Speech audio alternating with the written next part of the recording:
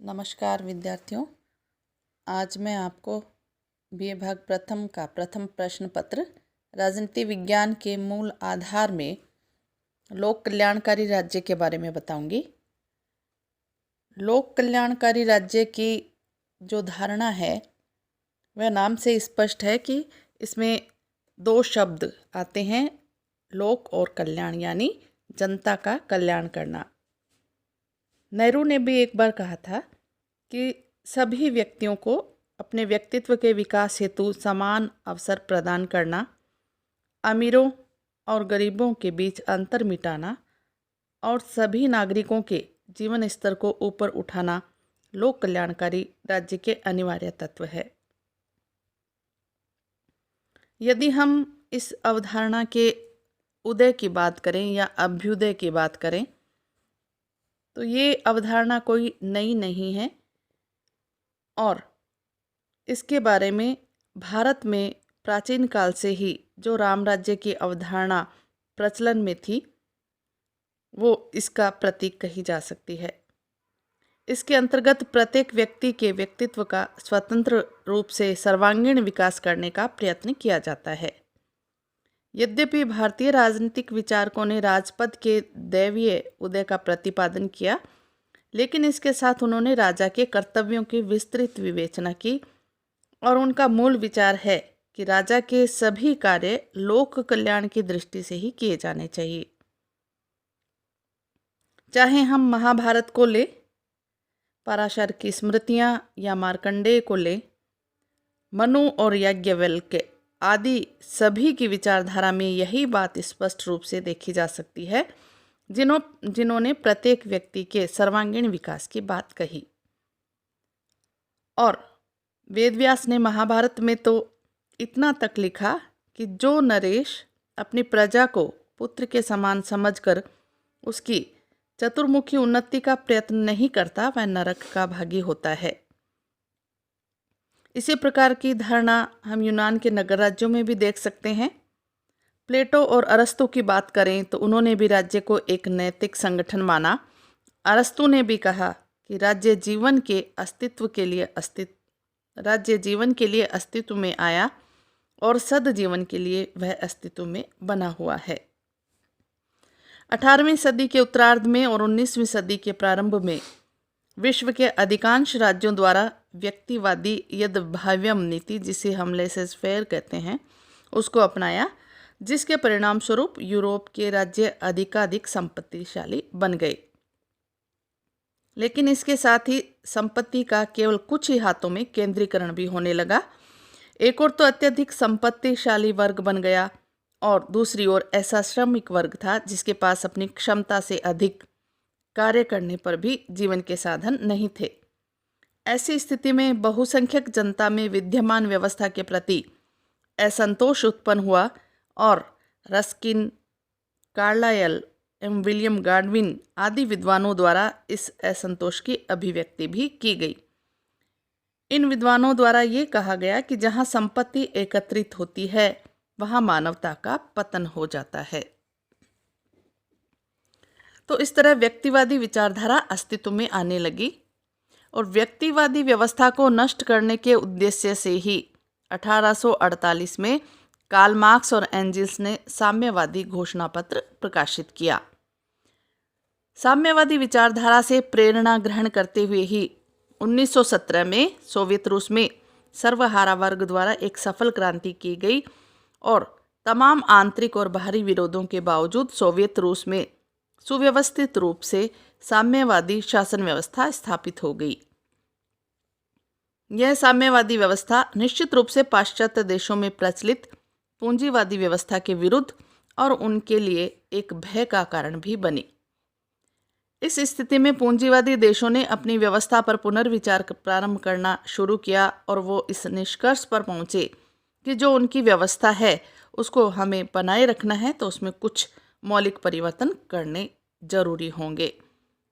उनके द्वारा अपनी शासन व्यवस्था को सर्वजन हितकारी बनाने का प्रयत्न किया गया और अपनी शासन व्यवस्था में परिवर्तन करने के उद्देश्य से उनके द्वारा राज्य के जिस रूप विशेष को अपनाया गया वह लोक कल्याणकारी राज्य के नाम से प्रसिद्ध है। लोक कल्याणकारी राज्य किसे कहते हैं, इसकी कई तरह की परिभाषाएं दी गई हैं, जिनमें से प्रमुख परिभाषाओं की चर्चा मैं यहाँ आपके सामने करूँगी। 1918 में प्रकाशित एनसाइक्लोपीडिया ऑफ सोशल साइंसेज में लोक कल्याणकारी राज्य की परिभाषा की गई और ये कहा कि लोक कल्याणकारी राज्य का तात्पर्य एक ऐसे राज्य से है जो अपने सभी नागरिकों को न्यूनतम जीवन स्तर प्रदान करना अपना अनिवार्य उत्तरदायित्व समझता है। कांट के अनुसार लोक हितकारी वह राज्य है जो अपने नागरिकों के लिए व्यापक समाज सेवाओं की व्यवस्था करता है। ये व्यापक जो समाज सेवाएं हैं, इनमें जैसे शिक्षा है, स्वास्थ्य है, रोजगार और वृद्धावस्था पेंशन आदि की व्यवस्थाएं होती है। इनका मूल उद्देश्य नागरिकों को सभी प्रकार की सुरक्षा प्रदान करना होता है। डॉक्टर अब्राहम ने भी कहा कि कल्याणकारी राज्य वह है जो अपनी आर्थिक व्यवस्था का संचालन आय के अधिकाधिक समान वितरण के उद्देश्य से करता है। नेहरू ने ये कहा कि सबके लिए समान अवसर प्रदान करना और अमीरों और गरीबों के बीच अंतर मिटाना ही लोक कल्याणकारी राज्य का आधारभूत तत्व है। तो लोक कल्याणकारी राज्य का कार्य एक ऐसे पुल का निर्माण करना है जिसके द्वारा व्यक्ति जीवन की पतित अवस्था से निकलकर एक ऐसी अवस्था में प्रवेश कर सके जो उत्थानकारी और उद्देश्यपूर्ण है। लोक कल्याण के राज्य का यथार्थ उद्देश्य नागरिक द्वारा सच्ची स्वतंत्रता के उपयोग को संभव बनाना है। तो इस तरह लोक कल्याणकारी राज्य का अर्थ है राज्य के कार्यक्षेत्र का विस्तार करना। वैसे भी सामान्यतः हम आजकल यही कहते हैं कि व्यक्ति के पालने से लेकर शमशान तक, अर्थात उसके जन्म से लेकर मरण तक सारी व्यवस्थाएं एक राज्य के द्वारा की जाती है और यही लोक कल्याणकारी राज्य का स्वरूप भी है। व्यक्तिगत स्वतंत्रता पर कोई विशेष बंधन नहीं लगाने चाहिए और राज्य के कार्यक्षेत्र के साथ ही व्यक्ति का भी अपना स्वतंत्र कार्यक्षेत्र होना बहुत जरूरी है। वास्तव में लोक कल्याणकारी राज्य की धारणा पश्चिमी प्रजातंत्र और साम्यवादी अधिनायक तंत्र दोनों से ही भिन्न है। पश्चिमी प्रजातंत्र राजनीतिक स्वतंत्रता को एक ऐसी स्थिति प्रदान करता है जिसके अंतर्गत नागरिकों को आर्थिक सुरक्षा प्राप्त नहीं होती है। इसके विपरीत आर्थिक सुरक्षा के विचार पर आधारित साम्यवादी अधिनायक तंत्र में राजनीतिक स्वतंत्रता का अभाव होता है। इसको हम ऐसे भी समझ सकते हैं कि जो पश्चिमी प्रजातंत्र है वो राजनीतिक स्वतंत्रता पर बल देता है और साम्यवादी अधिनायक तंत्र में राजनीतिक स्वतंत्रता का अभाव होता है, वो आर्थिक सुरक्षा पर ज़्यादा ध्यान देता है। लेकिन लोक कल्याणकारी राज्य की धारणा राजनीतिक स्वतंत्रता और आर्थिक सुरक्षा के बीच सामंजस्य बनाने का एक सफल प्रयास करती है। हॉब्सन ने उचित कहा है कि यह यानी लोक कल्याणकारी राज्य दो अतियों में एक समझौता है, जिसमें एक तरफ साम्यवाद है और दूसरी तरफ अनियंत्रित व्यक्तिवाद है। लोक कल्याणकारी राज्य के मुख्य लक्षण इसकी परिभाषा के आधार पर हम इस तरह से देख सकते हैं। जैसे पहला लक्षण इसका या पहली विशेषता कही जा सकती है आर्थिक सुरक्षा की व्यवस्था करना। मूलतः यदि देखा जाए तो यह अवधारणा आर्थिक सुरक्षा के विचार पर ही आधारित है और शासन का स्वरूप चाहे कुछ भी हो, व्यवहार में राजनीतिक शक्ति उन्हीं लोगों के हाथों में केंद्रित होती है जो आर्थिक दृष्टि से शक्तिशाली होते हैं। अतः राजनीतिक शक्ति को जनसाधारण में निहित करने और जनसाधारण के हित में इसका प्रयोग करने के लिए आर्थिक सुरक्षा की व्यवस्था नितांत आवश्यक है। जन कल्याणकारी राज्य के संदर्भ में आर्थिक सुरक्षा का तात्पर्य तीन बातों से लिया जा सकता है, जैसे सभी व्यक्तियों को रोजगार प्राप्त होना चाहिए, ऐसी व्यवस्था राज्य के द्वारा की जाए। न्यूनतम जीवन स्तर की गारंटी। न्यूनतम जीवन स्तर में जैसे भोजन, वस्त्र, निवास, शिक्षा और स्वास्थ्य की सुविधाएं हम शामिल कर सकते हैं।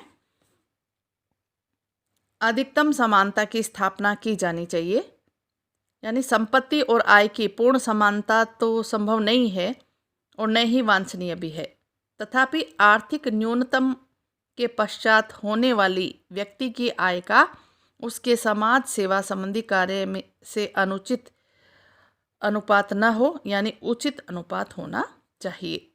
जहाँ तक संभव हो, व्यक्तियों की आय के न्यूनतम और अधिकतम स्तर में अत्यधिक अंतर नहीं होना चाहिए। इस सीमा तक आय की समानता तो अवश्य ही स्थापित की जानी चाहिए कि कोई भी व्यक्ति अपने धन के आधार पर दूसरे का शोषण न कर सके। दूसरी बात हम ले सकते हैं, या दूसरी विशेषता, राजनीतिक सुरक्षा की व्यवस्था।